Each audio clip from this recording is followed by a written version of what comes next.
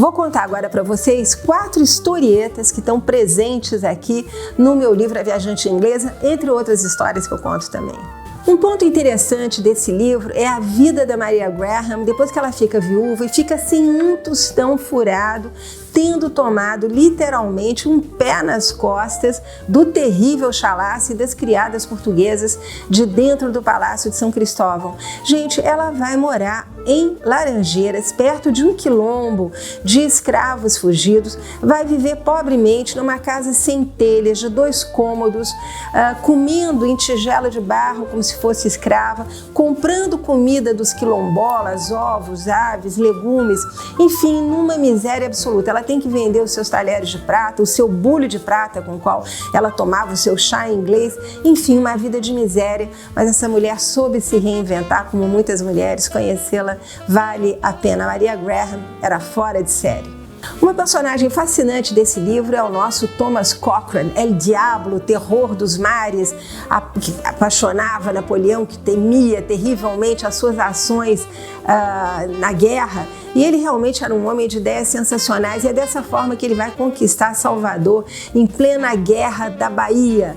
Thomas Cochrane havia parado com a sua pequena frota de navios brasileiros caindo aos pedaços, inclusive o Dom Pedro I, na beira da entrada da enseada de Salvador, e ele vê ali reunido toda a frota portuguesa, navios de guerra misturados com navios mercantes, e ele tem uma ideia genial. Chove no dia 12 de junho de 1823, uma noite escura, ele manda apagar todas as luzes do seu barco, Dom Pedro I, e ele adentra a enseada com esse barco. Ele é interpelado pela fortaleza da Gamboa. Quem vem lá? E ele responde em inglês: é uma fragata inglesa, dando a entender que foi Dom João VI que mandou ali para ajudar os portugueses na Guerra da Bahia. Ele entra com esse barco enorme e ele começa a percorrer, ele entra entre as naus portuguesas, os navios mercantes, as naus de guerra, exatamente como a barbatana de um tubarão, passando em silêncio. Seus homens todos estão armados, agachados ali no convés, mas sem dar um pio.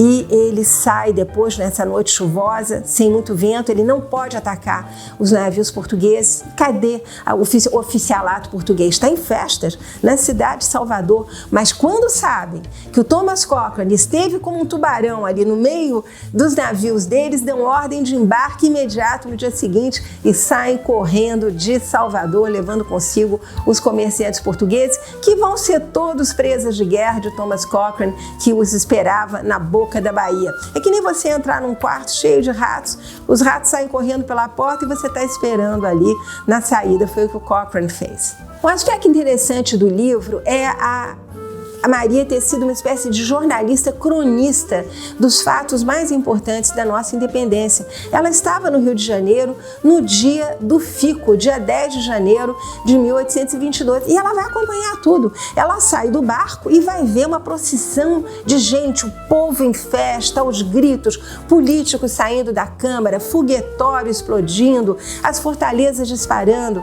Era Dom Pedro que tinha dito que ficava no Brasil. E 2 dias depois dessa festa, que inclusive vai até a noite, entra a noite adentro, ela vai para o Teatro Dom Pedro, onde ela vê então o jovem Dom Pedro discursar apaixonadamente para os seus súditos brasilianos. Ela vê a dona Leopoldina grávida de 7 meses, o hino brasileiro tocado várias vezes. 2 dias depois ela vai também para o Campo de Santana ver quem é o exército brasileiro. E aí realmente são páginas quase que histriônicas, porque ela vai ver um exército cansado, os coitados dos soldados caídos em cima das suas mochilas, né? Crianças brincando no meio do exército, cavalos pastando, gente levando capim para dar aos cavalos, as escravas todas vendedoras de bebida e de comida ali conversando com os soldados, oradores chamando atenção para a importância desse momento, mas em tudo ela sente uma grande improvisação, apesar de uma grande alegria ao Brasil, afinal, né? E ela dando testemunha desse dia do Fico importantíssimo. Nós sabemos que não tivemos uma independência que foi um berro dado às margens do Rio Ipiranga em São Paulo, mas sim um movimento que vem lá de trás, que nós poderíamos até começar com a Inconfidência Mineira e vamos terminar em 1824, lá nas províncias do norte, com a independência do Maranhão, do Piauí, do Ceará, enfim, de todas essas províncias que ainda não estavam subordinadas a Dom Pedro I. E a Maria Graham e o Thomas Cochrane vão ser protagonistas de um momento chave desse final das lutas das independências, que é a Confederação do Equador. A Maria Graham está voltando da Inglaterra, onde ela tinha ido comprar livros para a nossa princesa Dona Maria da Glória, futura rainha de Portugal. Ela ia ser governanta dessa princesa, e encontra com o Thomas Graham, que está com a sua nau Dom Pedro I parada, todos os canhões voltados para a cidade de Recife, onde havia ainda um rescaldo da Confederação do Equador. O que faz o Thomas Cochrane quando encontra com a Maria Graham? Convida ela a participar de um plano que ele tem para acalmar ali os ânimos e botar um fim à Confederação do Equador. O Thomas Cochrane sabia que ela tinha conhecido, numa vinda anterior ao Brasil, o Manuel de Carvalho, que era o chefe da Confederação. A Confederação estava em pedaços, o exército era constituído por crianças e velhos, ele estava isolado, né, como chefe liberal, o movimento todo de independência e de adesão ao imperador já ia livre, né?